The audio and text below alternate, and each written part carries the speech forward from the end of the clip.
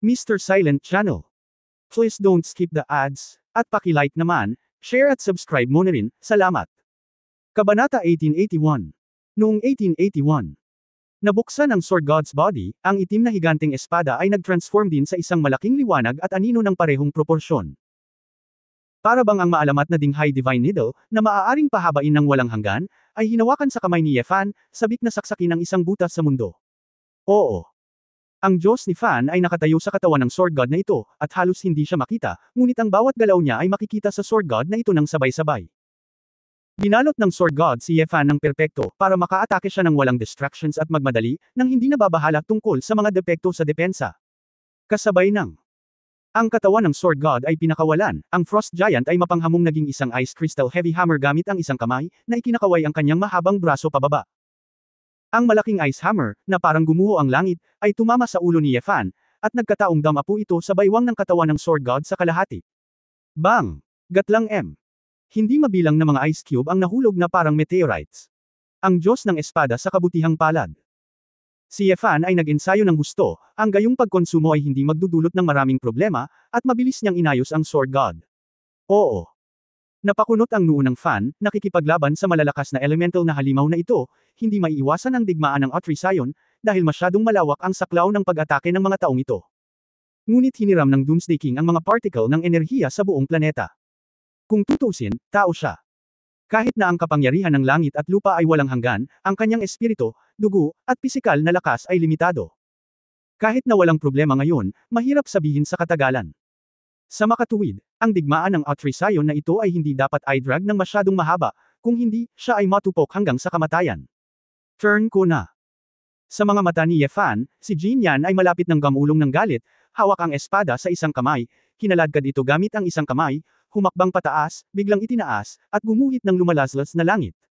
Boom! Ang ikanaway ng katawan ng Sword God ang gininto ang liwanag na higanting espada na hindi nakikita, at direktang pinutol ang buong katawan ng Frost Giant sa kalahati. Kalahati ng Frost Ye. Umakyat si Fan na may strike sa tuhod. Matapos basagin ang natitirang kalahati ng kanyang katawan, tumakbo siya pasulong gamit ang kanyang mga paa. Nakikita na si Ye Fan ay nakalusot sa isang linya ng depensa, nagpatuloy ang kulog sa kalangitan, at si Thor ay hamampas ng ilang sunod-sunod na mabibigat na martilyo, nang marinig lamang ang higit sa isang dosenang magkakasunod na pagsabog ng kulog. Ang kulog at kidlat na baliw na dragon ay bumaba mula sa langit, at sa harap ni Ye Fan at sa katawan ng Diyos ng Espada, ito ay nahulog ng baliw. Natupok ang katawan ng Sword God, pero ayos lang. Matapos tamaan ng kidlat ang layer ng yelo sa harap, naputol ang ilang glacier at nagdulot ng avalanche.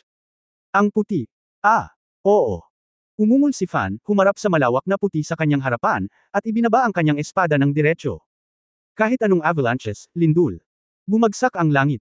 Ang lahat ng mga espada ay nagbubukas ng daan. Ang gintong liwanag. Ang katawan ng Sword God ay tila isang higanting tumatakbo ng ligaw sa kontinente ng Antarctic. Sa pamumuno ni Ye Fan, nilabanan niya ang mga hadlang ng lahat. Ang bilis ni Ye Fan ay nananatiling walang humpay, maging ito man ay yelo, nyebe, tubig dagat, o lupa, wala siyang pakialam sa kahit ano, nagmamadali lang siyang pumasok. Sa ilalim ng kanyang mga paa, sa kanyang mga mata, walang pag-urong. Purgatory Island, sa laboratorio ni Chu Yunyao.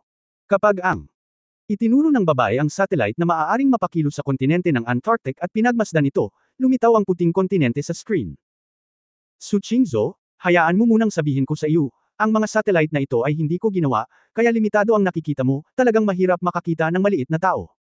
Kung maraming espesyal na liwanag ang lumitaw sa labanan, maaaring mas madaling mahanap, sabi ni Chu Yunyao. Si Su Qingzhou at ang iba pang mga babae, pati na rin ang mga demonyong bumalik, ay lahat ay matamang nakatingin sa screen. Alam ko, ngunit ayos lang kung makikita mo ito, sabi ni Su Qingzhou. Bilang. Nang matapos siyang magsalita, narinig niyang bulalas ni Duyuner, na itinuro ang real-time na footage na nakunan ng isa sa mga satellite, ano iyon? Lahat ng tao tumingin, at lahat sila ay biglang nagpakita ng pagkagulat sa kanilang mga mata. Sa screen, nakakakita sila ng umuusad na thundercloud. Mabagal na gumagalaw ang thundercloud, hinahabol ang isang eskrimidor na nababalot ng gintong liwanag. Sa likod ng eskrimidor, hinahabol siya ng apoy na halimaw. Kasabay nito, sa direksyon na tinatahak ng eskrimidor, mayroong isang masa ng madilim na bagay na patungo sa eskrimidor. Boss! Ay ang boss! Si Leviathan, na nagmamadaling bumalik sa Purgatory Island, ay nasa sabik na bulalas. Yunyao, di ba sabi mo hindi ka makakita ng malinaw? Ito ay masyadong malinaw. Anong halimaw? Gulat na sabi ni Ning Zimo. Hindi ito inaasahan ni Chu Yunyao, at sumimangot, hindi dahil sa napakalinaw ng satellite, ito ay dahil ito ay napakalaki, ito ay sapat na malaki upang makakita ng malinaw. Ito, lumapit si Niewuyu sa screen, tinitingnan ng mga higanteng behemoth at mga elemento ng iba't ibang kulay dito, na nagpapakita ng gulat at pag-aalala. Nanay, ano ang problema? Nag-aalalang tanong ni Su Qingzhou. Napalunok si Niewuyu sa kanyang lalamunan, nanginginig ang kanyang boses, hindi ka maaaring magkamali. Ito ang pinakamalakas na ipinagbabawal na spell sa magic ng mga Diyos. Dati ay isa lamang itong ipinagbabawal na spell na umiral sa teorya, God's Dust. Ang Dharma King of Doom, ipinatawag ang mga maalamat na Diyos.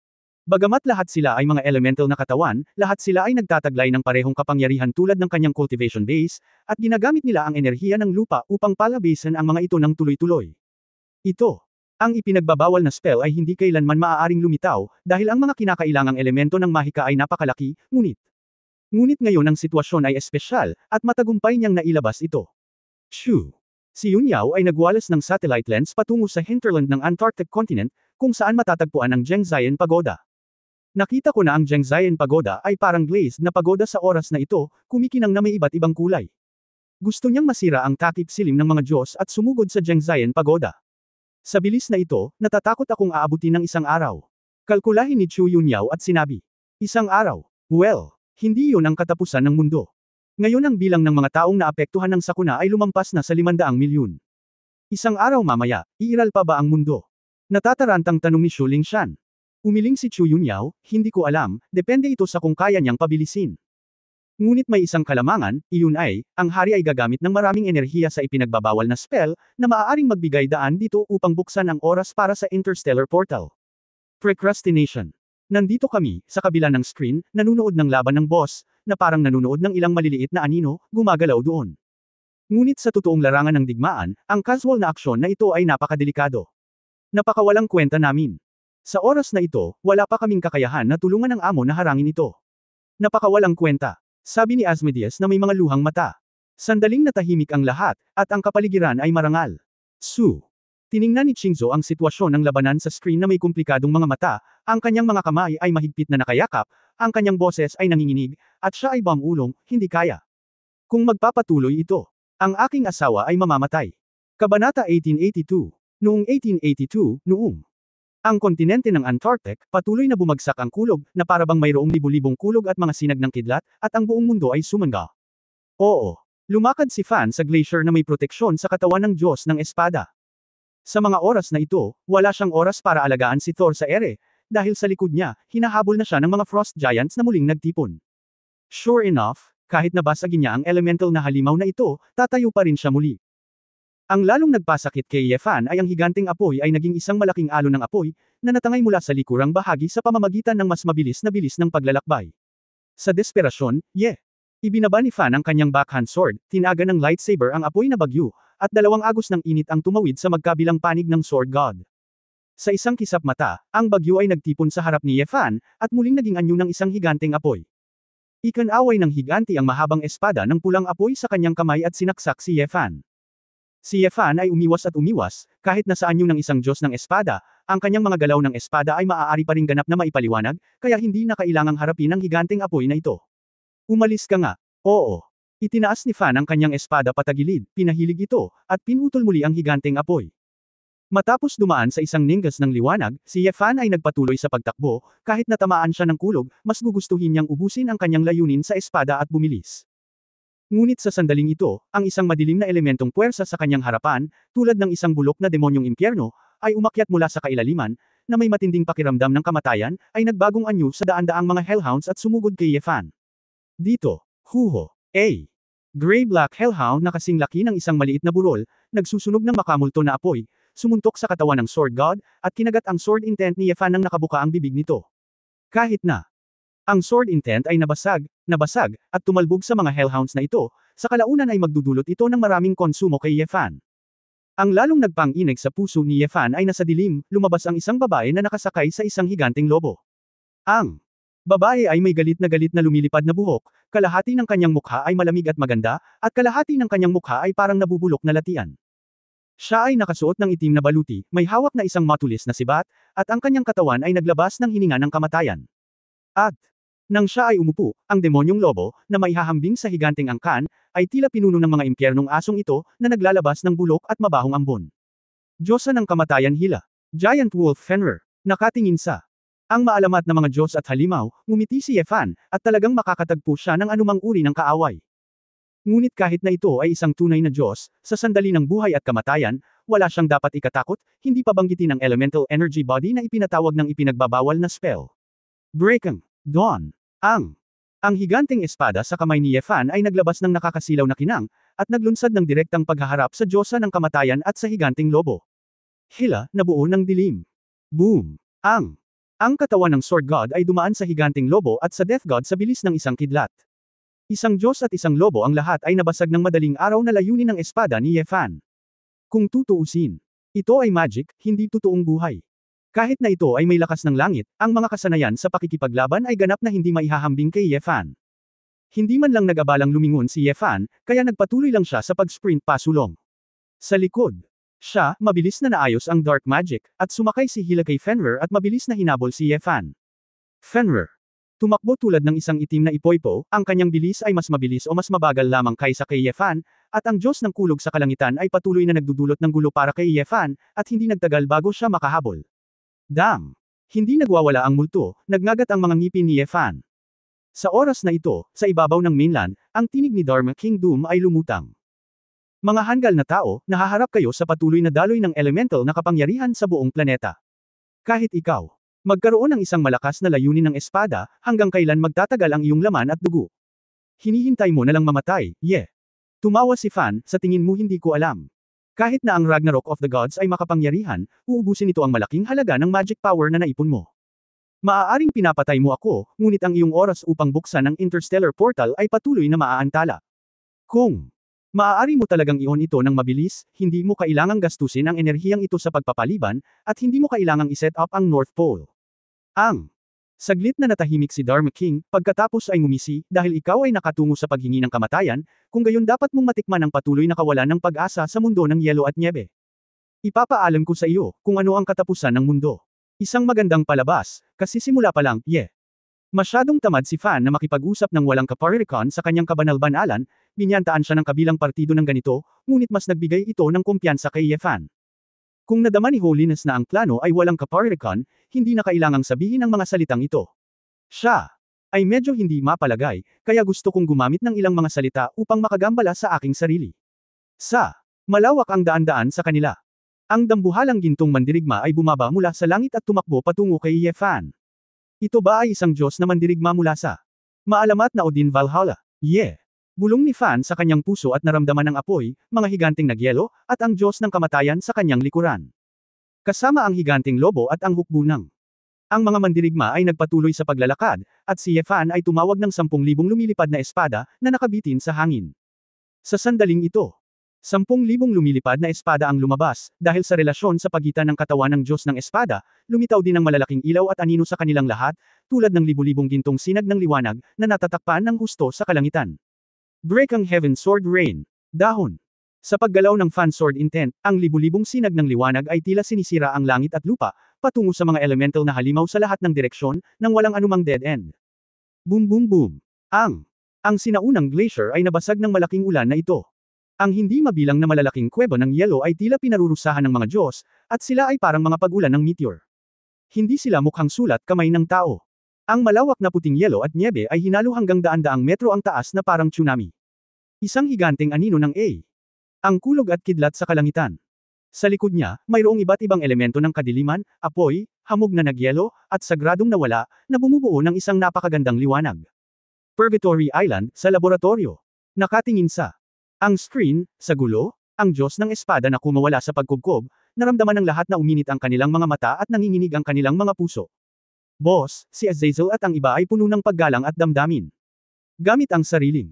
Alam niya na maaaring huli na ang oras, kaya gusto niyang sumugod sa lalong madaling panahon, kahit na lumaban siya sa magastos na paraan. Sabi ni Chu Yunyao. Nang makita ni Su Qingzhou ang eksenang ito, sa wakas ay hindi na siya nakapagpigil. Niyakap niya si Tuan Chuan sa harap ni Ye Wuyu at sinabing, Nay, ingatan mo si Tuan Chuan. Qingzhou, ikaw, anong ginagawa mo? Tanong ni Ye Wuyu na may pulang mata. Hahanap ako ng paraan para pumunta sa Antarctica para tulungan siya. Anyway, may kailangan akong gawin. Malalim at matyaga ang maliwanag na mga mata ni Su Qingzhou. Kabanata 1883 Yemengade. 1883. Tutulungan mo si Ye Fan. Paano ka makakatulong? Sino sa mundong ito ang makakatulong sa kanya? Ikaw ba? Alam mo ba kung gaano nakakamatay ang magic element na nasa anumang liwanag doon? Hindi. Nagmamadaling umiling si Wuyo, I damn it, gusto ko sanang lumipad ngayon, pero sige na, para lang manggulo kay Ye Fan. Hindi. Hindi. Umiling si Su Qingzhou, puno ng kislap ang kanyang mga mata, ako. Hindi ko ito maipaliwanag ngayon. Ito ay isang libro mula sa langit, isang libro mula sa langit ang nagpahula sa akin ng mga kaganapan ngayon, nakita ko ang sitwasyon ngayon sa aking mga panaginip. Panaginip, kung wala kaming gagawin, ang aking asawa ay sa kalaunan. Kahit si Su Qingzhou ay hindi nilinaw, ngunit alam ng lahat kung ano ang ibig niyang sabihin. Lahat ng tao sa natigilan ang eksena.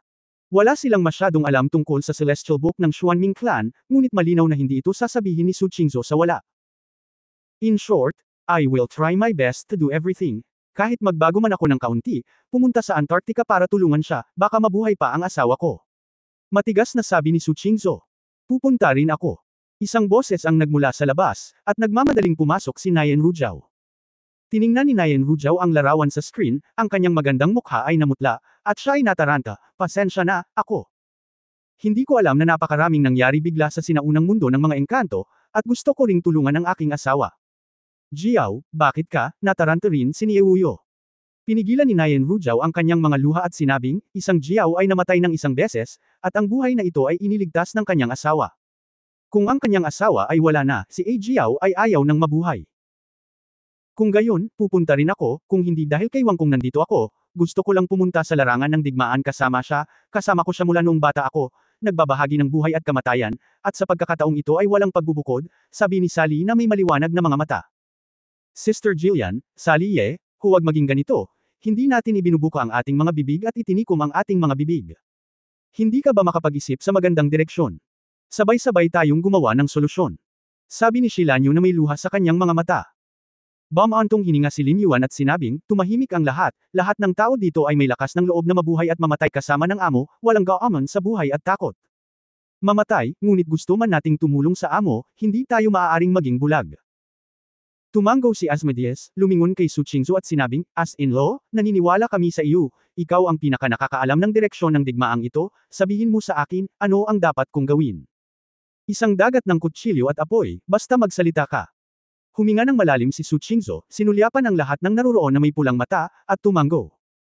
Boom boom boom. Gatlang M.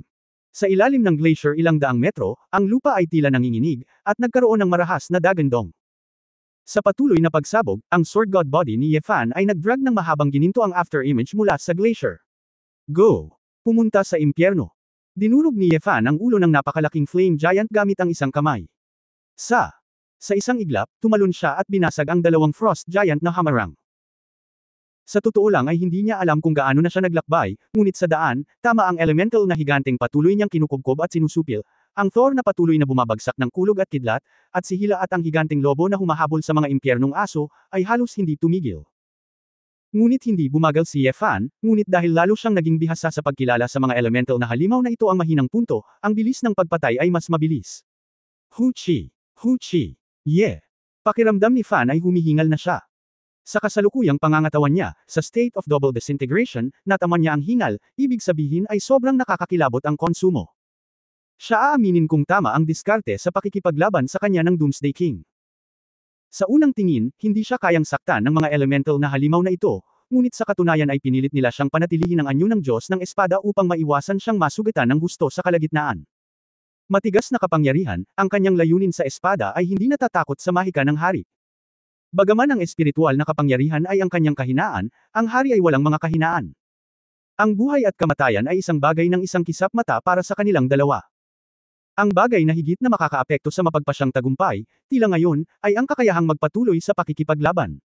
Siya ay isang tao pagkatapos ng lahat, at pinakilos ng hari ng Doom ang mga mapagkukunan ng planeta upang labanan siya. Kung ikaw, gayunpaman, wala nang ibang paraan si Ye Fan ngayon, wala siyang katulong, at wala siyang panahon para mag-isip ng labis tungkol sa iba pang mga bagay. Ang magagawa niya ay gamitin ang sarili niyang fighting instincts at skills para bawasan ang konsumo at pataasin ang bilis hanggat maaari sa kalsadang ito para makalusot.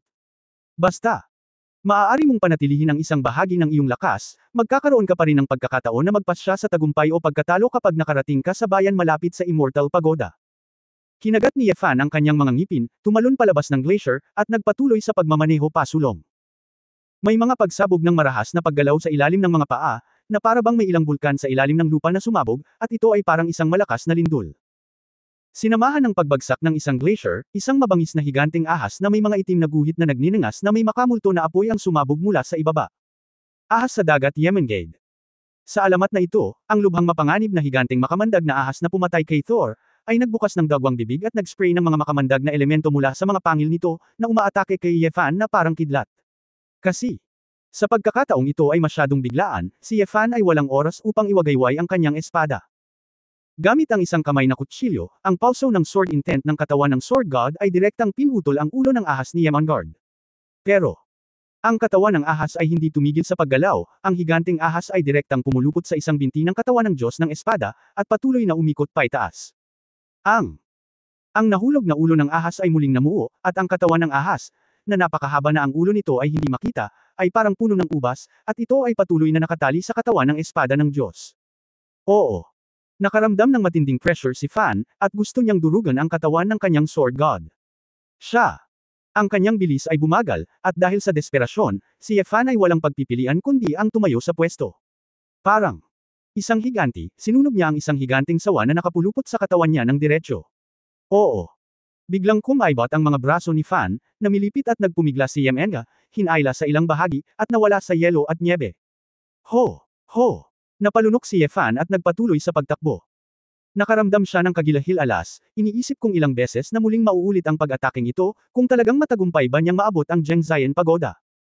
Sa sandaling ito, napansin niya ang ilang espesyal na tunog na nagmumula sa langit. Whoosh whoosh. Gitling.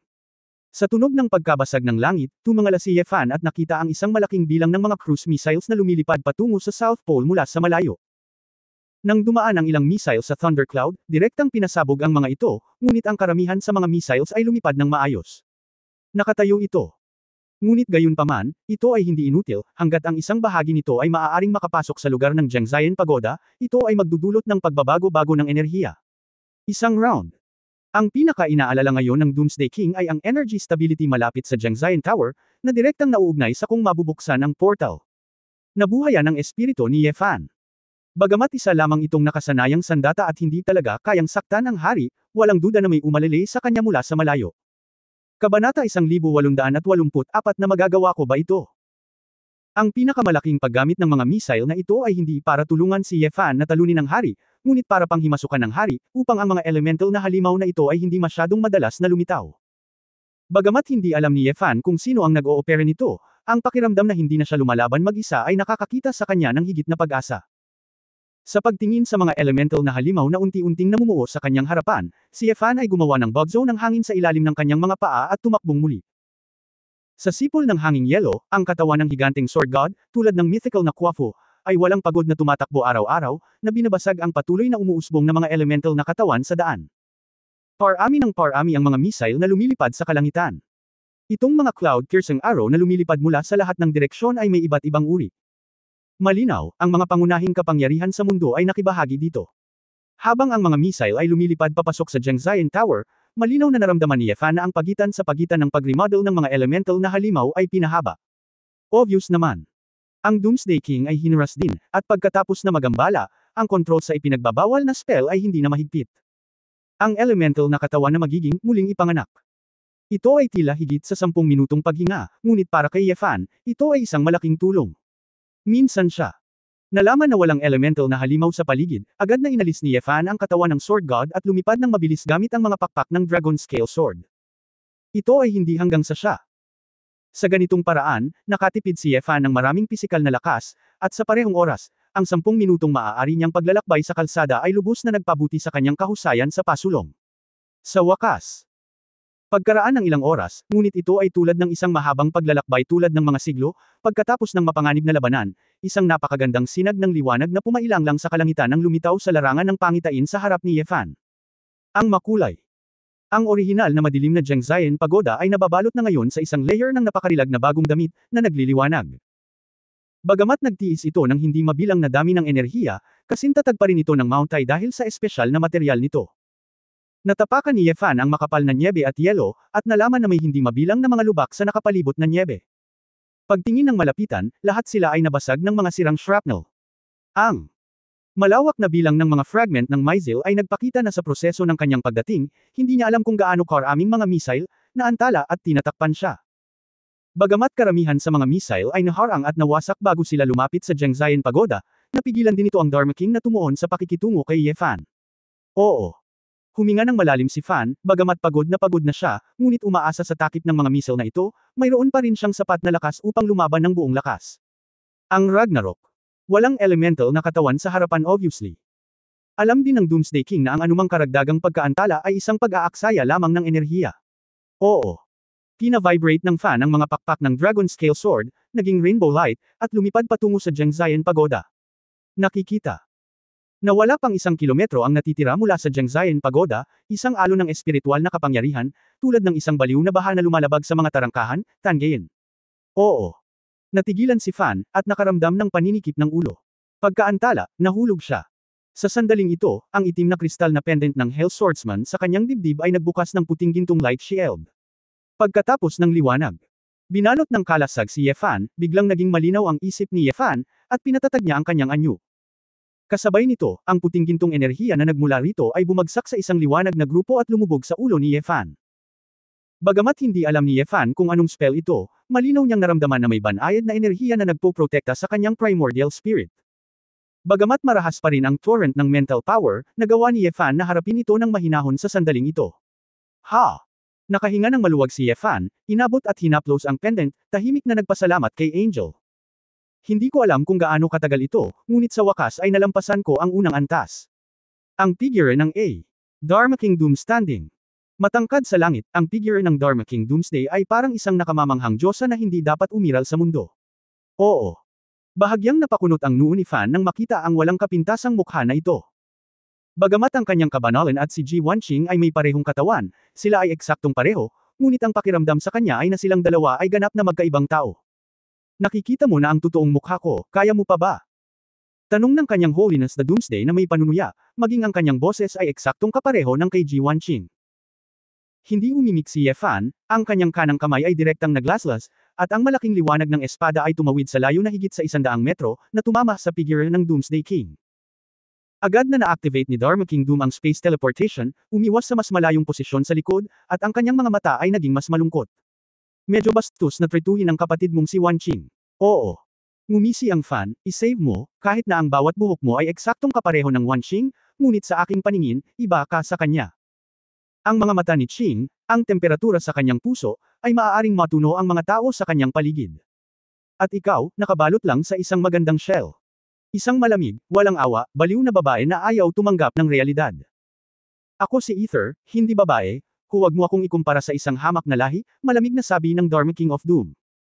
Paumanhin, hindi ka talaga tao, at kung ano ang ginawa mo ay dapat kang tawaging halimo, sabi ni Ye Fan. Nagpakita ng galit si Dharma King Doom, ngunit hindi nagtagal ay naging mapaglaro siya, kayong Fan, Lucifer. Sword God. Anuman ang pangalan o pagkakakilanlan nito, kwalipikado ka ba na tawagin akong halimo? Ikaw. Isa akong halimaw sa mata ng mga tao. Di ba? Takot sila sa iyo at iginagalang ka bilang Diyos ng espada, dahil lang sa takot sila sa mga halimaw na tulad mo, natatakot na saktan mo sila. Kapag pumunta ka dito at gusto mong maging kalaban ko, sino yung mga parang langgam na tumatayo? Mag-away sa tabi mo. Tingnan mo.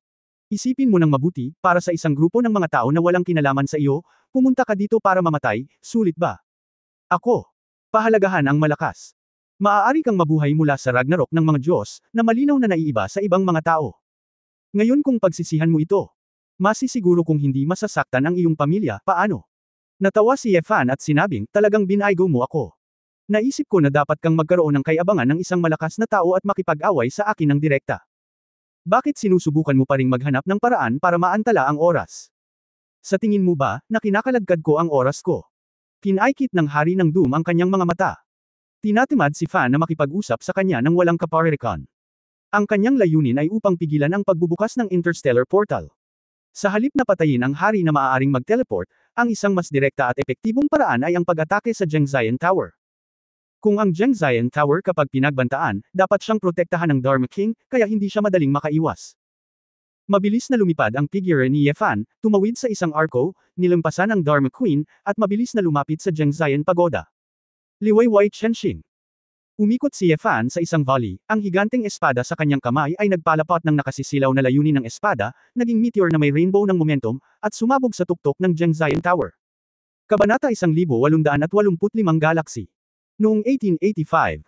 Hindi sigurado si Ye Fan kung paano nabuksan ang interstellar portal ng King.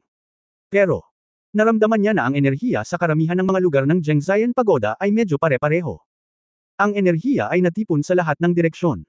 Ayon sa alamat na kung ang sinaunang sibilisasyon ng sangkatauhan ay naimpluwensyahan ng Ether. Pagkatapos, ang interstellar portal ng Ether ay dapat ding buksan ng Spire. Sa ganitong uri ng pag-iisip, bumagsak si Don Chenxing. Gamit ang condensed golden red sword intent, ang higanting sword ay bumangga sa tuktok ng Zhengzhyan Tower, na nagpakawalan ng sinag ng liwanag. Boom! Ang agos ng liwanag na nagniningning sa lahat ng direksyon, at ang kahangahangang sinag ng liwanag ay sumabog sa isang nakasisilaw na kinang. Ang sword intent at iba't ibang elemento ay sumabog, ang shockwave ay natangay, at nagkaroon ng malakas na parang kulog na ingay. Ngunit pagkatapos ng gayong marahas na epekto, natigilan si Ye Fan nang makitang hindi niya napigilan ang paggana ng sinag ng liwanag. Isang tuloy-tuloy na stream Ye. Ang dawn ng star ng fan ay tila nasa panlabas na layer ng energy barrier, na gumagawa ng splash. Naiintindihan mo na ba ngayon? Ang boses ni Dharma King Doom ay tumunog mula sa likuran, hindi ko na kailangang mag-antala, dahil hindi mo ito mapipigilan. Anong antas ng enerhiya sa tingin mo ito? Ito ang hindi mabilang na mga particle ng libreng elemento na hinihigop at natipon mula sa buong planeta. Kahit na ang iyong lakas ay nasa Duotian realm, o kahit na higit pa sa Duotian, sa tingin mo ay maaari kang makipagkompetensya sa energy ng isang planeta para makipagkompetensya. Biglang lumingon si Ye Fan, nakaramdam ng pagkalito saglit, bigla niyang napagtanto na maaaring talagang minamaliit niya ang paghahanda ng kanyang kabanalan sa pagkakataong ito, gaano ka Jose? Sa palagay mo ba ay hindi ko nasuri ang iyong kapangyarihan sa pakikipaglaban bago mag-set up ng isang pandaigdigang hanay na nagbibigay ng espiritu? Ikaw ba? Isipin. Hiniling ko sa propeta na gabayan ng grupo ng mga monghe at pumunta sa pagpupulong ng angkan, para lang pumatay ng kaunting basura. Alam na alam ko ang iyong mga baraha, at hindi ko na kailangang makipag-away sa iyo hanggang sa kamatayan, dahil matagal ko nang alam na hindi mo maaabala ang pagbubukas ng Gate of Starry Sky. Hari ng Dharma. Ngumisi si Doom, ang iyong kamahalan na Sword God. Kung mayroon ka pang malinaw na pangunawa ngayon, mas mabuting umalis ka kaagad. Kapag masyadong mahaba ang stalemate, hindi ka na mapoprotektahan ng pendant sa iyong dibdib, at maaaring wala kang pagkakataong manalo. Gawin. Huwag kang mag-alala. Hindi kita hahabulin, hindi ako pupunta kahit saan, gusto ko lang umuwi, yun lang. Upang makabalik ka sa isang tahanan na maaaring wala na, wawasakin namin kami. Ang mundong ito. Nagtanong si Ye Fan, tingnan mo ang iyong sarili, ikaw ba ay talagang isang Ether? Tumahimik ka. Kung hindi dahil sa mga tao ng iyong Shenlong clan, hindi ko na kailangang pumasok sa katawan ng isang hamak na tao. Bakas sa mukha ng kanyang Holiness Doom ang kalungkutan at galit, huwag muna akong subukang pukawin muli, huwag kalimutan, minsan ay nakipag-away ako kina Jishuanyuan at Ye Wuya, ang iyong lakas. Hindi maihahambing sa kanila. Hindi ko kailangang talunin sina Huangdi at Ye Wuya, kailangan lang kitang talunin. Ye Fans. Ang mga mata ay pumuputok ng gintong apoy, at tiyak na sinabi niya, dahil imposibleng sirain ang portal na ito, kung gayon mapipigilan ko ang lahat ng ito sa pamamagitan ng pagpatay sa iyo na siyang controller. Ang Doomsday King ay tumawa sa galit, patayin mo ako. Kaya mo ba? Hindi kaya kung naisip mo na pinatay mo ang ilang peking sa akin, akala mo talaga. Matatalo mo ako. Oo. Hindi na nang ahas na mag-antala pa si Fan, kaya inalis niya ang higanteng espada, at sa kanyang dantian, mabilis na umikot ang likidong sword intent na si Jindan, na nagpakawala ng walang katulad na maringal na layunin ng espada. Sa estado ng dobleng pagkakawatak-watek, muling nagwatak-watek si Ye Fan. Sukdulan. Kasing sarap ng tubig. Ang layunin ng gininto ang espada ay agad na kumalat sa katawan ni Ye Fan na parang tubig sa dagat. Ang umaatungal na likidong espada ay parang isang ilog na bumabaha, na wala sa kontrol, sa itaas mismo ng Zhengzhyan Tower, na bumubuo ng isang lawa. Natutuwa si Ye Fan na hindi siya masyadong nakonsumo sa kanyang pagpunta dito, kung hindi ay talagang mabibigo siya sa paggamit ng kabutihan ngayon. Ang kahangahangang sinag ng liwanag na iyon. Orihinal na itinaas sa langit ay direktang hinarangan ng malagintong salaman na lawa na ito. Ang langit ay tila sinindihan ng gintong apoy. Pero kahit ganoon, ang Ang enerhiya sa Zhengzhien Tower ay hindi tumigil, at ang enerhiya sa tuktok ng tore ay palaging tumataas. Go! Sa isang kaway ng kamay ni Ye Fan, ang libu-libong liquid sword intent ay naging hindi mabilang na nakamamatay na gintong mga sinulid at natangay patungo sa Doomsday King. Hinaharangan nitong napakabilis ng kidlat na golden liquid sword ang halos anumang anggulo, at sa isang kisap mata, lumilitaw itong libu-libong metro ang layo. Walang silbi. Ang boses ng Dharma King Doom ay lumitaw sa likod ni Ye Fan. Oo. Natigilan si Fan, at nalaman na ang kanyang sword intent ay itinapon sa hangin. Ngunit ang bilis ng kanyang paglabas ng sword intent ay dapat na napakabilis na ang teleportasyon sa kalawakan ni Dharma King Doom ay nag-aatubili. Oo. Hindi lumingon si Fan, gumalaw ang kanyang isipan, at hindi mabilang na malabim na liquid sword intent ang lumabas sa likod. Sa isang iglap. Sa susunod na sandali, ang Dharma King ay lumitaw sa kanang bahagi ni Ye Fan, at muli ay umiwas sa pag-atake. Time magic. Oo. Ibinaling ni Fan ang kanyang ulo upang tumingin at sa wakas ay natanto na ang Doomsday King ay nakuha ang kakayahan ni Sisli. Nang kumilos siya, nagbago ang oras sa katawan ni Dharma King Doom, na nagpabagal sa oras at sa layunin ng espada. Sa parehong oras, muling nagsagawa ng space teleportation ang Dharma King, at direktang iniwasan ang sword intent ni Ye Fan. Pareho. Ang ganitong uri ng time magic, dahil sa makapangyarihang cultivation ng Dharma King, ang magic ay naging mas malakas, kahit na ang kapangyarihan ng pinakamataas na kabutihan ay tulad ng tubig, hindi ito makagambala sa kanya. Sabi ko, alam ko ang lakas mo. Pabirong sinabi ni Dharma King Doom, mukhang hindi magtatagal ang magic power na nagpo-protekta sa iyo. Sigurado ka bang hindi ka tatakbo? Teka, para sa sakit ng ulo. Baka magalit ka. Mabangis na kumislap ang mga mata ni Ye Fan, at pansamantalang hindi umatake ang Dharma King dahil alam niya na ang kanyang elemental magic ay hindi talaga makakasakit sa kanyang sarili. Ngunit kung ito ay magpapatuloy ng ganito, kung ang espiritual na mahika ay gumagana, ito ay ganap na naiiba. Sa kasalukuyan, tila imposible para sa kanya na makuha ang gayong makapangyarihang hari. Siya. Planong subukang muli, sinasamantala ang pansamantalang kakayahang labanan ang espiritual na kapangyarihan, upang makita kung ang nakahihigit na kabutihan, tulad ng tubig, ay maaaring sirain ang walang kamatayang tore na ito. Oo. Itinuro ng Fan ang kanyang daliri sa direksyon ng tuktok ng tore, at isang patak ng sword intent ang lumitaw. Ang Milky Way ay bumagsak ng siyam na langit. Ganon ang galaw. Tila napakatahimik, ngunit sa sumunod na segundo, ang gintong lawas sa buong kalangitan ay nagulong. Mabagyong alon. Yun. Ang maliit na patak ng tubig ay tila naging high-pressure water gun na pumipi sa layunin ng ginintoang espada. Napuno ng gininto ang tubig sa lawa ang kalangitan, at sa pamamagitan ng maliit na patak ng tubig na ito, bumuhos ito sa batis. Boom! Ang layunin ng gintong likidong espada ay sumambulat mula sa mga patak ng tubig, na para bang ang tubig ng ilog Tianhe ay bumuhos mula sa makitid na bakana, kasama ang nakakatakot na pressure na nagpasimulang manginig ang buong kalawakan, na sinasaksak ang tuktok ng walang kamatayang tore ng bayan. Sa isang iglap na kakabingi. Kabanata 1886 na imposibleng manalo. 1886. Kahit nasa kasalukuyang sword intent realm ni Ye Fan, ang kontrolin si Xiangshan Roushui na magsagawa ng ganoong high-pressure attack ay magiging lubhang nakakapagod. Oo. Ang Fan ay tila nag-iisang pinipiga ang tubig ng isang Tianhe upang bumuo ng isang marahas na talon. Ang compression ng ultimate sword intent ay ginamit niya sa sukdulan ng kasalukuyang kaharian. Pagkatapos ni Ye Napagtanto ng Fan si Xiangshan Roushui, ito ang unang pagkakataon na naramdaman niyang hindi na kayang tiisin ng kanyang katawan ng ganoong karahasan na layunin ng espada, na para bang ang kapangyarihang inilabas ng Sword Intent Golden Core ay malapit nang mapunit ang kanyang katawan. Ang bawat meridian, bawat kalamnan, at maging ang bawat buto ay may sumasabog na sakit. Gatlang M. Ang katawan ni Ye Fan ay tumutulo ng dugo mula sa mga nabasag na daluyan ng dugo, ngunit ang sakit ay hindi sapat para pigilan siya. Si Xiangshan Roushui at ang grupo ng enerhiya sa tuktok ng Zhengzhien Pagoda ay gumawa ng isang mabangis na paghaharap. Ang isang stream ng ginintoang tubig na liwanag at mga alon, ang napakagandang elemental na enerhiya, tulad ng hindi mabilang na mga siwang, ay patuloy na kumalat at sumabog. Nang ang Dharma King of Doom. Alam niya na kahit na hindi gumagalaw si Ye Fan sa hangin sa oras na ito, ang pamimilit ni Xiangshan Roushui Jian intent sa kanyang tabi ay sapat na upang protektahan siya mula sa paglabag. Kahit na ang nakakapukaw na layunin ng espada na ito ay nagdulot na ng banta sa Dharma King. Wala po. Kailangan, ayaw ng Doomsday King na makipagdigma kay Ye Fan. Pagkatapos ng lahat, ang kanyang sariling kaligtasan ay higit na mahalaga kaysa sa panandaliang tagumpay. Higit pa sa pamimilit ng Heaven Capturing Realm. The Emperor Level Sword Intent. Bulong ng kanyang holiness sa kanyang sarili, isa pang kalaban na nag-iwan sa kanya ng di malilimutang 10,000 taon na ang nakalilipas ang lumitaw sa kanyang isipan. Biglaan. May tunog na parang bowl ang salamin na nabasag at may gumuho. Mula sa dumadagandong na sound wave na ito, may bakas. Bagamat napakaliit nitong tunog, nahuli pa rin ito ni Ye Fan.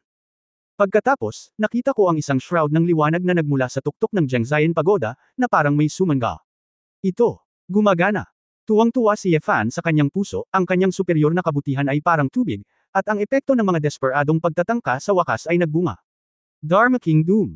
Paano ito posible? Siya. Minamaliit pa rin si Ye Fan. Ang layunin ng sword na nalampasan si Duo Tian ay mas malakas kaysa sa inaasahan niya.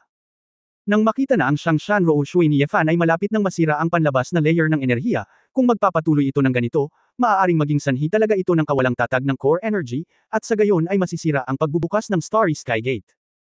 Ang Doomsday King ay gumawa ng isang mapagpasyang desisyon, ang kanyang mga mata ng Phoenix ay puno ng kasamaan, at ang kanyang katawan ay lumipad patungo kay Ye Fan mga 100 metro ang layo. Mahigit sa 100 magic circle ang lumitaw sa likod ng Doomsday King, nagliliyab na apoy, umuungal na hangin ng yelo, nakakainis na kulog, nakakalason na hangin ng yin, bulok na kadiliman. Dahil sa ugnayan sa pagitan ng spirit-inducing circles, iba't ibang elemental magic ang namanipula ng Doomsday King next, sa isang kisap mata, nabuo na ito. Nito, sapat na ang magnitude para ilipat ang mga bundok at mabawi ang dagat, at agad na sirain ang isang lungsod. Pumunta sa impyerno. Itinulak ni Dharma King Doom gamit ang isang kamay, at ang 12-12 ng mga malalaking array, tulad ng mga magic seal, ay nagdiin patungo sa Ye Fan na patong-patong. Oo. Tiningnan ni Fan ang makulay at napakalaking alon ng mga elemento na sumugod sa kanya, ang kanyang mga mata ay parang kuryente, at mahinahon niyang itinaas ang isang gintong lawa gamit ang kanyang kaliwang kamay. Ang likido gayunpaman. Sa susunod na segundo, hindi mabilang na malamig na mga bituin ang lumabas mula sa layunin ng likidong espada, na direktang winasak ang elemental na mahika na ito. Isang alon ng mga elemento ang tumawid, at si Ye Fan ay nakatayo roon ng hindi gumagalaw, patuloy na minamanipula ang gintong talon. Ang iyong mahika ay sadyang hindi sapat upang tumugma sa aking layunin sa espada, pagmamalaki ni Ye Fan. Ang Dharma King of Doom ay nagalit.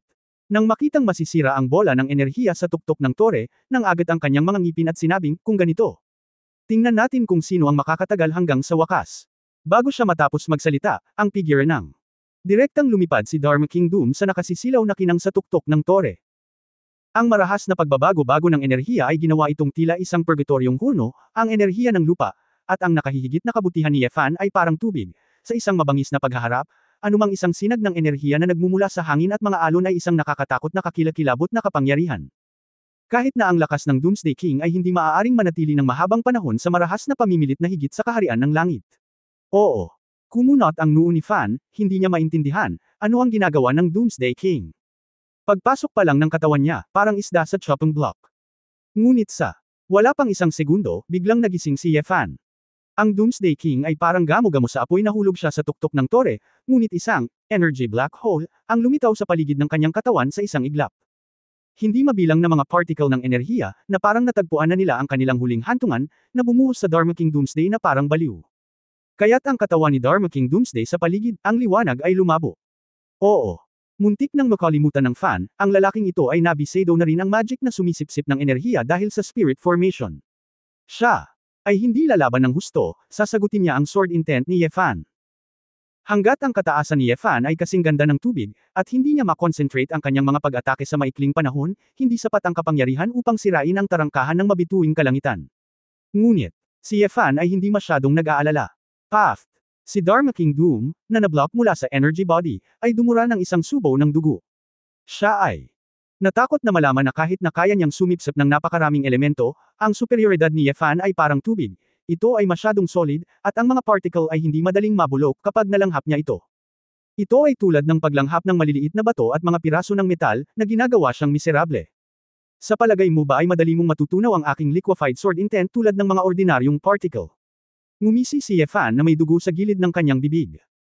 Bagamat siya rin ay nasa matinding sakit, naniniwala siya na ang Dharma King of the Doomsday ay hinding-hindi mapapabuti, at hindi siya magtatagal. Puno ng takot ang mga mata ng Doomsday King. Talagang hindi niya isinasaalang-alang ang isyong ito, dahil hindi pa niya nakita ang liquefied sword intent. Ito. Ginawa ng liquefied high concentration sword intent ang kanyang engravings magic sa isang uri ng chronic suicide. Ubo-ubo, si Dharma King Doom ay patuloy na umubo ng dugo, at maging ang dugo ay nagsimulang tumulo mula sa kanyang mga mata, ilong, at katawan, ang pinakamagandang uri ay parang tubig, at patuloy niyang sinisira ang kanyang katawan. At ang apoy ng dragon na nakapaloob dito, bagamat hindi ito sapat upang patayin ang kanyang makapangyarihang primordial spirit, ito rin ay patuloy na sinisira siya. Lucifer, hindi ka mananalo, dahil ang kailangan mong harapin ay ang buong planeta. May pahiwatig ng determinasyon sa Dharma King. Mga mata ni Doom. Ang kanyang katawan ay biglang bumagsak, at siya ay direktang nabaon sa napakagandang higanteng enerhiya. Sa grupo, para sa isang. Sa oras, ang Dharma King of Doom at ang Gate ng Mabituing Kalangitan na namumuo ay talagang pinagsama sa isa. Kabanata 1887 Maliit. Ang katawan ng Dharma King Doom ay hindi makayanan ang gayong mataas na intensidad na enerhiya. Sa sandali ng paglubog, ang katawan ay nagiging hindi mabilang na mga particle at direktang nagwawala. Gayunpaman, ang primordial spirit ng Doomsday ay pinagsama sa energy body. Ang ether ay ang buhay ng katawan ng enerhiya. Para sa Dharma King, masanay itong magkatawang tao sa napakalaking energy light na bola na ito. Oo. Hindi naisip ng fan na magagawa ito ng Dharma King of Doom, direktang iiwanan ang katawan ng tao, at direktang kontrolin ang grupong ito ng enerhiya sa paraan ng primordial spirit. Sa oras na ito, ang Dharma King of Doom ay perpektong isinama sa buong spirit-inducing array, Jiangxian Tower, at ang Gate of Starry Sky. Oops. Oo. Natagpuan ni Fan na ang shell ng energy body na nabasag niya ay inaayos sa bilis na nakikita ng mata. Maraming salamat. Sword God, ang iyong sword intent ay magiging nutrient, din para bumukas ang gate ng Starry Sky. Dapat matagal ko na itong pinag-isipan, sa totoo lang, hindi ko na kailangang pigilan ka sa simula. Anyway, itong mababang katawan ng tao, ayoko nang matagal, at diretsyong pumasok sa gate ng mabituing langit sa anyo ng kaluluwa, ano ang magagawa mo sa akin? Hanggat ang tarangkahan ng mabituing kalangitan ay nagbubukas, ang aking kaluluwa ay makakabalik sa aking bayan, at lahat ng iba ay walang katuturan. Ang tinig ng ang kanyang kabanalan ay nagmula sa enerhiyang katawan, na may haplos ng panlilibak, ngunit may walang katapusang pananabik at pananabik. Oo. Ang fan ay nawala ng sandali, ang enerhiyang katawan sa oras na ito ay nasa ilalim na ng direktang kontrol ng Dharma King, na parang ang gate ng mabituing kalangitan ay mayroon ng sariling mga iniisip. Ang nakahihigit na kabutihan na inilabas niya ay parang tubig, at hinihigop ng Dharma King sa ganitong paraan. Sa kabaligtaran, ang malakas na enerhiya ng Xiangshan Roushui ay gagamitin ng kabilang partido. Sa oras na ito, ang hari ng Dharma. Wala na talaga siyang posibilidad na makatakas, dahil wala na ang katawan, at kapag umalis na ang kaluluwa sa energy body, lalabas itong marupok. Pwede. Oo, hindi na niya kailangan pang tumakas. Hindi na kailangang lumabas. Ang lakas ng kabuuan. Kung sa ganoong anyo, hindi niya matagumpay na mabuksan ang tarangkahan ng mabituing kalangitan, kung gayon ang lahat ng pag-asa ay walang kabuluhan. Sa makatuwid, wala siyang mapupuntahan, at wala siyang dapat ikatakot. Ang napakalaking gintong tubig sa lawa ay nauubusan sa oras na ito. Yeah. Naramdaman ni Fan na bahagyang nanginginig ang kanyang katawan, ang ilang kalamnan. Kahit na sinadya niyang magtipid sa pagpunta dito, naubos na nito ng sobra. Ngayon lang, bumagsak ang Milky Way sa loob ng 9 na araw, at itinulak din nito ang espada sa sukdulan. Akala ko maaabala nito ang pagbubukas ng tarangkahan ng mabituing kalangitan, ngunit sinong mag-aakala na ang Dharma King of the Doomsday ay magsasakripisyo ng kanyang sarili at haharangen ang kanyang buong suntok. Sa malamig na hangin. Si Fan ay nakatayo sa hangin sa kawalan, pakiramdam na ang kanyang katawan ay tila hangkag, isang pakiramdam na hindi niya naranasan sa mahabang panahon. Ang sakit sa katawan at ang pagkahilo sa ulo ay walang halaga kumpara sa pakiramdam ng kawalan ng kapangyarihan sa kaibuturan ng aking puso. Ho! Huminga ng mahabang hininga si Ye Fan, ang kanyang mukha ay mapatla, at ang gintong apoy sa kanyang mga mata ay namatay din. Siya! Pinisil ang kanyang mga kamao, ang buong pagsabog ni Xiangshan Roushui, at ang pagkawatak-watik ng kanyang double layer ay nagpakita ng mga senyales ng hindi na niya kayang kumapit pa.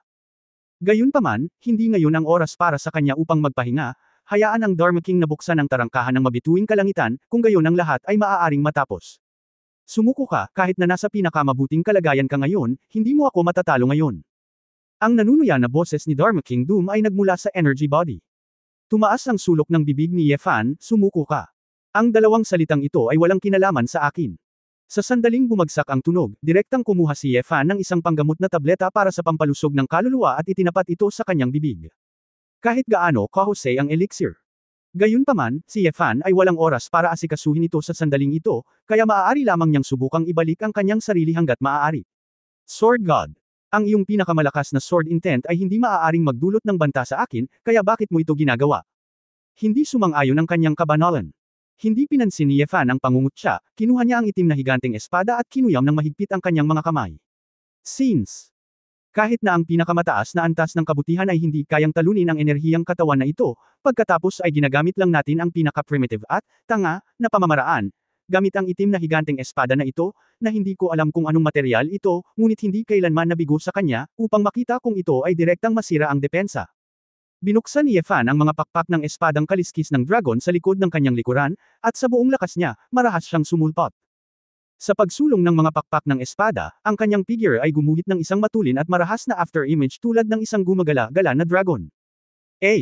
Mabilis na pagbagsak, si Yefan ay parang gininto ang pula na matalas na talam, sinusubukang basagin ang katawan ng enerhiya sa tuktok ng tore sa ibaba. Sa isang dagandong, marahas na ibinaba ni Yefan ang higanteng espada gamit ang dalawang kamay. Bang! Ang magulong singsing ng enerhiya ay parang tuloy-tuloy na alon ng galit, direktang nanginginig sa buong katawan ni Yefan na baligtad at lumilipad ng daan-daang metro ang layo. Oo. Naramdaman ni Fan ang isang tamis sa kanyang lalamunan, at isang subaw ng dugo ang bumulwak. Pakiramdam ng mga kamay ay tuluyan na silang nawalan ng malay. Lumapag si Yefan sa snow, dumulas at gamulong ng higit sa 10 metro, umubo ng ilang subaw ng dugo, at may matingkad na pulang marka sa puting nyebe. Ubo! Napabuntong hininga si Yefan, pakiramdam na sisibog na ang kanyang mga laman loob, gamulong ng paulit-ulit. Ang buong katawan. Dumating ang pabirong tawa ng Dharma King Doom, inosente. Sword God.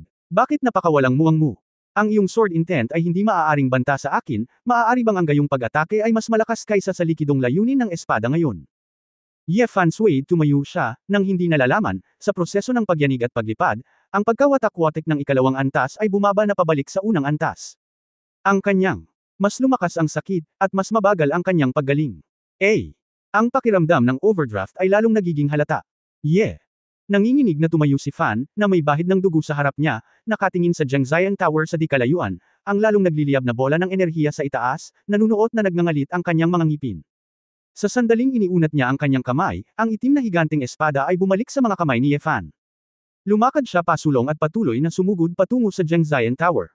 Sa pagkakataong ito, balak niyang baguhin ang target at atakihin ang Jiangxian Tower. Kahit makabutas siya ng bato, umaasa pa rin. Bakit? Yung shock na kanina lang hindi ka nagpatinag. Isa na itong himala ng buhay. Ano ang iniisip mo? Si Dharma King of the Doomsday ay hindi masyadong naiintindihan. Ito ay isang sitwasyon na siguradong mabibigo, kaya bakit ayaw ni Yefan? Faithfully naglunsad ng singil. Oo. Hindi sumagot si Fan. Tumalon siya at ginamit ang halos lahat ng enerhiyang kaka-recover niya, pinalamutian ng isang nakasisilaw na liwanag ng espada. Don Chenxing. Bumagsak ang bituin sa walang kamatayang tore ng bayan, at isang apoy na parang salamin ang sumabog. Ang espada. Tinatangay pa. Jiangxian Tower, buo. Ang itim. Hu, Shi, oo. Tila namamatay si Fan, at napakahirap huminga. Hindi pa nagagawa, naramdaman ni Yefan na ang Jiangxian Pagoda sa kanyang harapan ay napakalaki, at ang kontinente ng Antarctic ay hindi na nakikita. How? Sa ilalim ng malawak na kalangitan, sa ilalim ng makulay na langit ng Antarctic, sa mapanglo na mundo, ang pagod na figure ni Yefan ay mukhang napakaliit. Uminom ulit siya ng ilang medicinal pill, na may dugo at nyebe sa kanyang mga kamay, at wala siyang masyadong pakialam. Itinulak ang isang utak sa kanyang bibig. Pagkatapos, dahan-daang tumayo muli si Yefan. Bakit? Hindi mo ba kayang harapin ang katotohanan? Napakahirap bang aminin na matalo ako? Nakita ng hari ng Doom si Yefan na gustong bumangon muli. Hindi maiwasang mag-apoy. Kung si Jiman yan. Si Xuanyuan o Yehuya, sa loob ng 10,000 taon, pinahirapan siya ng mga tao ng pamilya Shenlong sa sakit ng pagkabigo. Ngunit ngayon, si Yefan, na natalo na sa kanya, ay tumangging mahulog. Isa lang itong kahihiyan sa kanya. Okay. Dahil gusto mo nang mamatay, bago ako umalis, ipaintindi ko sa iyo. Isang mental shockwave ang nagmula sa energy ball at direktang winali si Yefan. Niyakap ni Yefan ang kanyang ulo, at tumayo na lang, nahulog siya at gamulong sa nyebe. Sumisigaw sa sakit. Matagal nang ginamit ang itim na kristal na palawit. Sa oras na ito, ang depensa laban sa mental na kapangyarihan ay lubhang hamina. Bukod pa rito, masyadong marami ang nainom ni Yefan. Ang mental power shock na ito ay direktang nagpaparamdam kay Yefan na ang buhay ay mas masahol pa sa kamatayan. Kabanata 1888. Ano ang mahihiling ko? Haha. Kahit na ikaw ang Diyos ng espada sa tuktok ng sangkatauhan, ano ang magagawa mo? Haha. Sa Antarctica, umalangaw ang mapagmataas na halakhak ng hari ng Dharma. Sa nyebe kailan? Isang pagsabog ng pagkabigla sa pag-iisip ang lumipas, si Yefan ay pinahirapan na hanggang sa punto ng kawalang katauhan, ang kanyang mga mata ay medyo mapurol, at lahat ng enerhiya na kagagaling niya lamang mula sa medicinal pill ay naubos. Lucifer, hindi mo ba naiintindihan? Tingnan mo, sa malawak na mundong ito, sa buong mundo, sino ang tutulong sa iyo? Gaano man karaming tao ang iyong iligtas, tatanggapin nila ito para sa ipinagkaloob.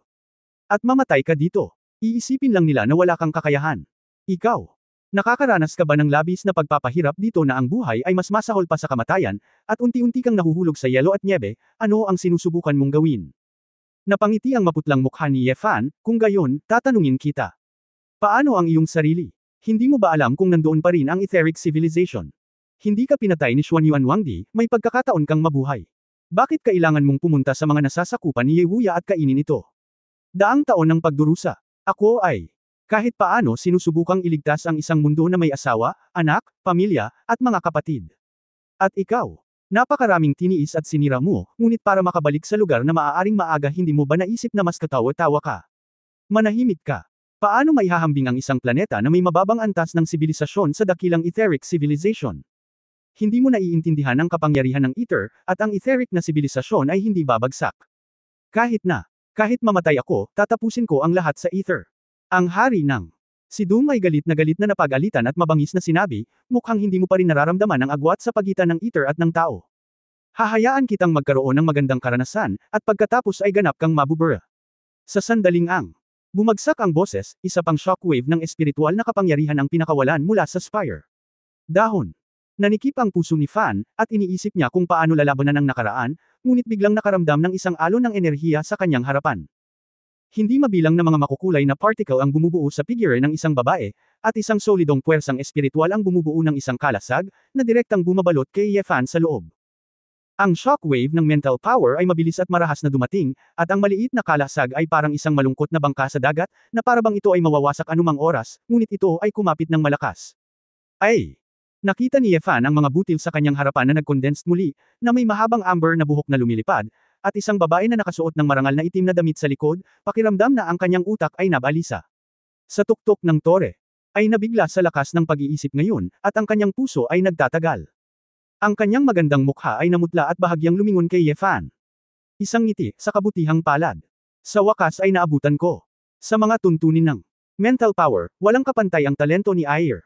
Kahit na ang hari ay may lakas ng langit, kayang hawakan ni Ayer ang isang simpleng pag-atake sa isip. Oo. Hindi marunong magsalita si Fan, at inisip na tapos na ang lahat, ngunit hindi niya inaasahan na lilito si Ayer, na humahad lang sa mental shock para sa kanya. Minsan ay nagkaroon ng ganito si Ye Fan. Ito ang hinterland ng Antarctica, kung gusto mong pumunta dito, kahit na si Ayer ay kailangang umalis ng maaga. Ang labanan sa pagitan niya. At hindi nagtagal ang French King, at maliban na lang kung maaga siyang hinahabol ni Ayer, imposibleng makarating sa tamang oras. Tungkol naman sa teleportasyon, hindi banggitin na ang walang laman ay kumonsumo ng maraming, hindi siya nang ahas na mag-teleport sa isang lugar na malapit sa Dharma King. Nakatayo ito ng hindi akalain ni Ye Fan na makakakita siya ng mga pamilyar na figure dito. Ikaw, bakit ka nandito? Hindi naiwasang magtanong ni Ye Fan, naranasan nila ni Ayer ang mga pagsubok sa buhay at kamatayan ng magkasama, ngunit ayaw niyang isakripisyo ni Ayer ang kanyang buhay para iligtas siya sa pagkakataong ito. Matingkad na ngumiti si Ayer, nagmadali lang muna ako, hindi ako nag-iisa dito. Ano? Natigilan sandali si Ye Fan, biglang may napansin, at tumingin sa langit sa likod. Isang gintong lumilipad na dragon na daan-daang metro ang haba ay dumaan sa mga ulap, ito ay si Xiao Jin. Si Xiao Jin ay lumusot at nahulog, dito, isang grupo ng mga pamilyar na figure ang tumalon sa yelo at nyebe sa Antarctica at tumakbo patungo kay Ye Fan. Asawa. Malungkot na sigaw ni Su Qingzhou, ang kanyang mga mata ay namumula, nang makita ang katawan ni Ye Fan na puno ng dugo mula sa malayo, hindi napigilan ng mga luha ang pagpatak mula sa mga mata ng babae. Sa tabi niya, umiiyak din si Ning Zimo, Feng Yaoying, Nian Rujiao, Ling Yuwei, Du Yuner, Shu Lingshan, Shi Lanyo, Wu Yesho at iba pang kababaihan. Nakikita lang ang mga mantsa ng dugo sa lahat ng dako, at ang nakakahiyang hitsura ni Ye Fan sa oras na ito, hindi nila maisip kung ano ang pinagdadaanan ng isang lalaki. Ano? Anong uri ng labanan ang maaaring maging dahilan ng pagiging miserable ng isang taong walang talo? Sumunod si Qingzhou sa harap ni Ye Fan at nanginginig na niyakap ang lalaki, I'm sorry. Sorry, we're late. Xiaoshu, ikaw, naramdaman ni Ye Fan na uminit ang kanyang mga mata, nanginginig ang kanyang mga kamay, at niyakap niya ang babae. Sa sandaling ito, kahit na mapunit ang langit at masira ang mundo, bigla niyang naramdaman. Di bale. Masakit man ang kanyang puso, kaya niyang magkaroon sa dinami-daming katiwala na handang mabuhay at mamatay kasama niya, ano ang mahihiling ko? Hari, kamusta ka? Tumakbo si Sally Ye kay Ye Fan na may luha sa kanyang mga mata. Boss, darating kami. Sina Azazel, Asmodeus, Leviathan, Exilin Yuan at iba pang mga taong inferno ay pinalibutan din si Ye Fan, ang kanilang mga mata ay puno ng kalungkutan at pag-aalala. Mainit ang puso ni Fan, ngunit mapait siyang ngumiti, na may mga luha sa kanyang pagtawa, bakit nandito kayong lahat? Ang Antarctica ay hindi Disney, ito ba ay isang amusement park? Haha, nagtawanan ang lahat, na parang malapit sa The Dharma King of Doom na nasa harapan niya, ang nakakatakot na energy body na iyon ay wala na talaga. Sa wakas, sa loob ng energy body, nakangiting sinabi ng Dharma King of Doom, Nakakaantig na reunion. Hindi ko akalain na napakaraming tao ang gustong makipagkita sa akin bago ako umalis. Naging mabangis ito, at isang hindi nakikitang pamimilit ang bomb alot sa ulo ng lahat. Pinigilan ng lahat ang kanilang mga ngiti, at lahat sila ay nagtanim ng sapat upang palibutan si Ye Fan. Maging si Xiao Jin, na may bakas ng takot sa kanyang mga mata, ay ibinuka ang kanyang malalaking pakpak at kumuha ng isang mabangis na paninindigan sa pag-atake sa harap ni Ye Fan. Talagang ignorante at walang takot, isang grupo ng mga rabble, ang Sword God na tinitingala mo ay ang unang general ko lang. Ano ang maaari mong gawin? Isang grupo ng mahihinang langgam, ang Dharma King of Doom ay mapanlate na sabi. Si Su Qingzhou ay tumayo, lumakad papunta sa harapan, at malamig na sinabi na may lamig. Mukha, paano kung mahina ka? Mahina, sumuko ka lang. Direktang naglabas ng isang itim at isang puti, 2 piraso ng jade, ito ay walang salita na kasulatan ni Xuanming. Kabanata 1889. Nang makita ang eksenang ito, hindi napigilan ni Ye Fan na matigilan, hindi alam kung ano ang gagawin ng babae. Inalis ni Su Qingzhou ang 2 daliri, isang itim at isang puti, at inilagay ang mga ito sa 2 makalangit na aklat. Xuanming ay soul. Hinimok ni Su Qingzhou ang mga ehersisyo ng Xuanming clan, at ang kanyang buong katawan ay nagsimulang magbago ng mabilis. Bawat cell mula sa loob hanggang sa labas ay nawawalan ng temperatura, at naging sobrang lamig. Kahit na sa nagyayelong South Pole na ito, mararamdaman mo pa rin ang katawan ng babae na hindi kapani-pani walang malamig. Sa loob lamang ng ilang segundo, ang mga mata ni Su Qingzhou ay naging icy blue, at ang kanyang mahabang buhok ay naging azure blue, at ang kanyang katawan ay tila na aninag na yelo. Huminga ng malalim si Ye Fan at tinitigan ang kanyang pamilyar na asawa, na naging hindi pamilyar na anyo, tulad ng isang ice sculpture ng isang diyosa. Bagamat ang cultivation base ni Su Qingzhou ay nasa Lycan lamang sa oras na ito, nararamdaman ni Ye Fan na ang kanyang anyo pagkatapos nagisingin ang kanyang bloodline, ang kanyang lakas ay hindi matukoy ng Lycan realm. Sa wakas ay naunawaan din niya kung bakit namatay si Ye Feng sa ilalim ng mga kamay ni Su Qingzhou. Isang ulirat, naramdaman ni Ye Fan na ang ugali at pag-uugali ng isang babae ay tila nagsasapawan sa babaeng fairy na naalala niya. Kadugo ni Xuanming. Dharma King Doom. Nguso bago siya matapos magsalita, isa pang shockwave ng espiritual na kapangyarihan ang sumipol mula sa tuktok ng tore. Parang, mag-ingat ka. Si Ayer ay naging isang particle form muli, ang kanyang mental power ay umuungal, at ang napakarilag na mga particle ay bumubuo ng isang kalasag. Sa sandaling ang shockwave. Napasigaw si Ayer sa sakit, naging figure ng tao, at nahulog sa nyebe. Kahit na hinuranggan niya ang round of attacks na ito, ang mukha ni Ayer ay mapatla, at ang konsumo ay mas malaki pa kaysa sa nauna. Ay! Prinsesa. Umakyat ang lahat para tulungan si Ayer at nag-aalalang tumingin sa kanya. Bagamat mahinang umiling si Ayer, na nagpapahiwatig na ayos lang siya, halatang imposible para sa kanya na makayanan ang panibagong pag-atake. Ling Yuwei. Nerbyosong sumigaw, Xiaoshu. Bilasan mo. Huli na. Ang mukha ni Su Qingzhou ay kalmado, at sa sandaling ito, tulad ng kamay ng isang kristal, 2 patak ng asul na likido ang nahulog, tulad ng asul na dugo. Sa gayong mababang temperatura, ang likido ay hindi nagyelo at nahulog sa 2 makalangit na aklat. Kaagad, ang 2 celestial na aklat ay naglabas ng itim at puti na maliwanag na enerhiya, tulad ng itim at puting double dragon, na nagkakabit at umiikot, na agad na nakapalibot sa lahat. Oo. Naramdaman ni Fan na ang 2 ito ay napakadalisay na yin at yang chi. Ang lakas ng Tai Chi. Kailan? Ang itim at puting yin at yang ay nagkalat, isang kalasag na sapat na upang matakpan ang lahat ay lumitaw. Dumating muli ang Dharma King of Doom na may mental attack, direktang tumamas sa kalasag. Nagkaroon ng muffled sound, at ang yin at yang sa shield ay parang umaagos na likido. Matapos mailipat at hamina ang puwersa ng pag-iisip, naging invisible ito. Tapos na. Nagkaroon ng kislap ng pag-asa sa mata ng lahat. Oo. Saglit na naguluhan si Fan, ito ang kalasag ng kapangyarihan ng Tai Chi.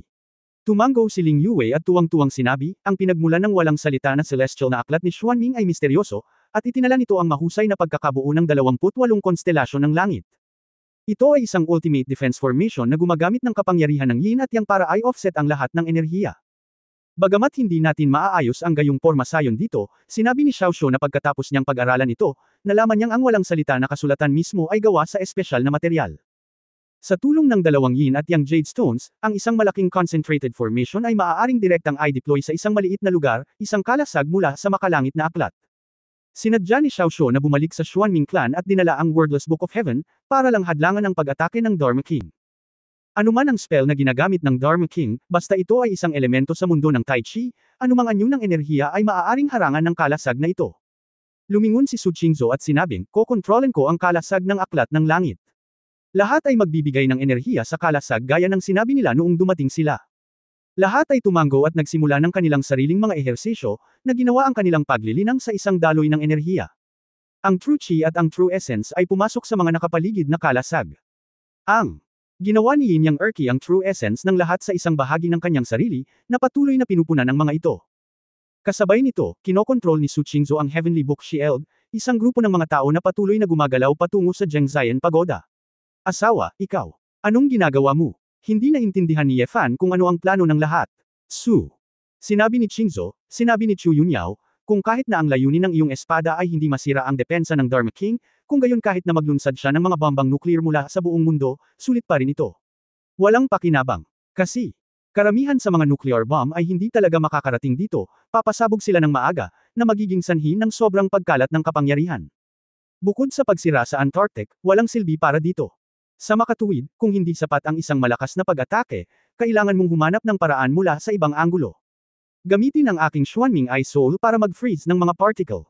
Subukang i-freeze ang mga particle ng enerhiya sa Zhengzaiyan Pagoda, upang ang tarangkahan ng mabituing kalangitan ay hindi makakuha ng matatag na enerhiya ng maayos.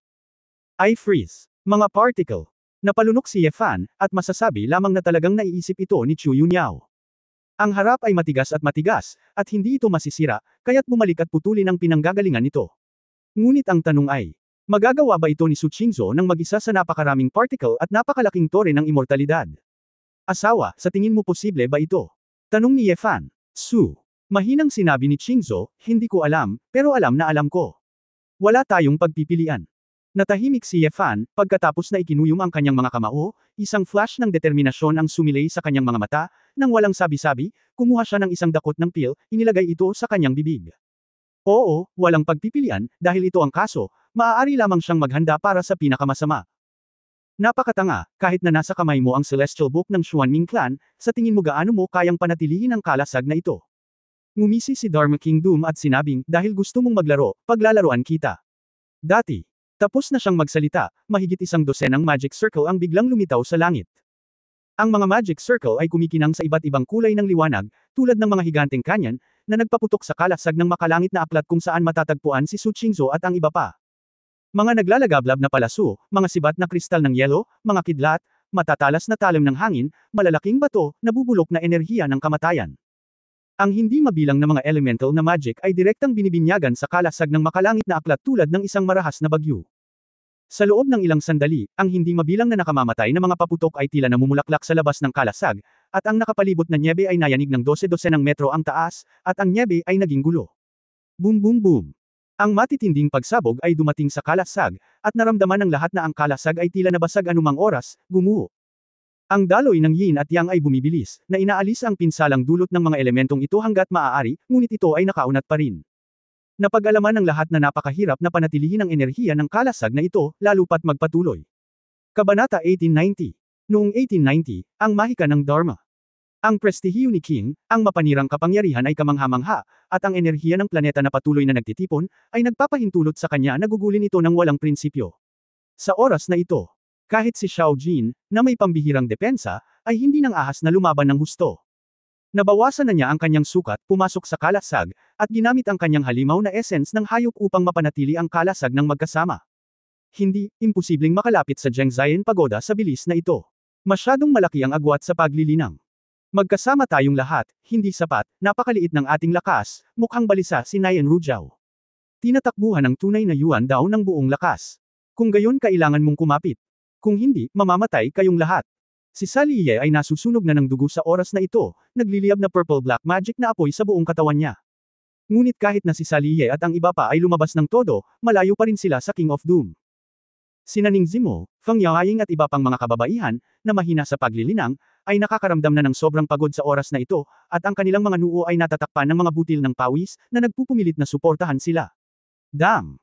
Ang taong ito ay sumisipsip ng napakabilis, ang mahiwagang kapangyarihan ay walang katapusan, hindi tayo makakasipsip ng espiritual na enerhiya ng napakabilis. Kinagat ni Exi Lin Yuan ang kanyang mga ngipin.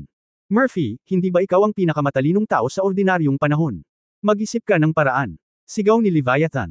Mapait na ngumiti si Lin Yuan sa harap ng ganap na kapangyarihan. Sa palagay ko, walang bagay na walang silbi.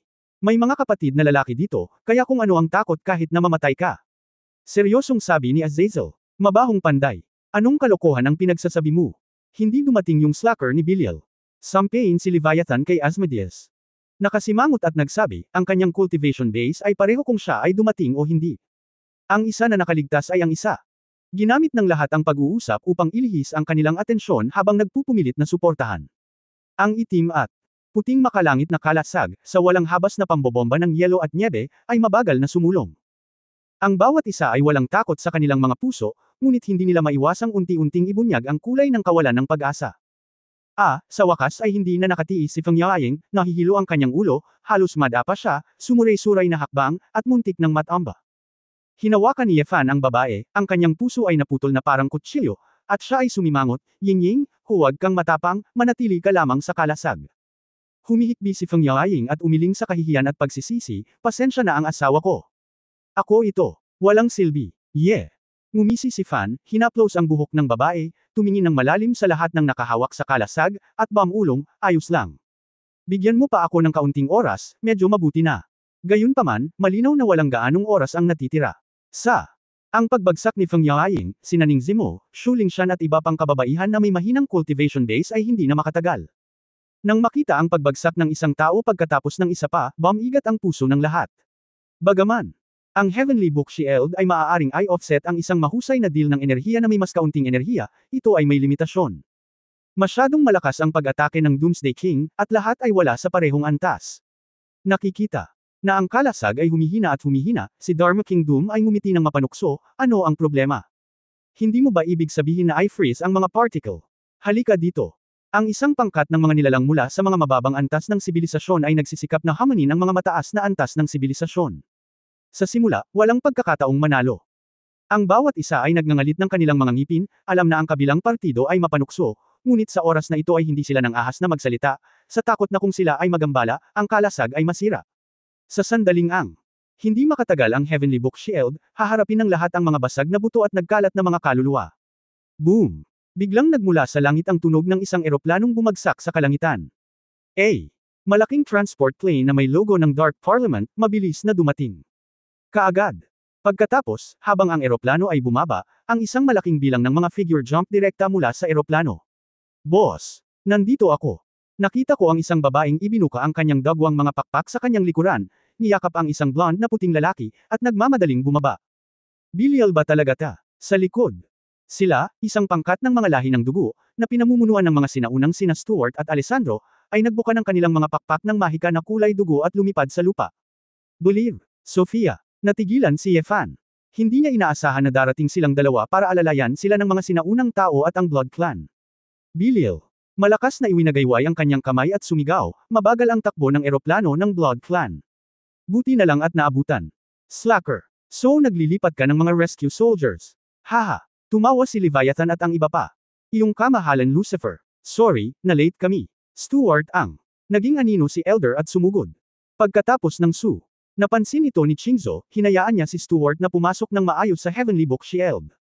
Naglabas si Stuart ng isang tungkod na pula ang dugo at tumulo ang isang patak ng dugo dito. Biglaan. Ito ang Spirit Stick, sa 13 banal na artifact ng ating Blood Clan.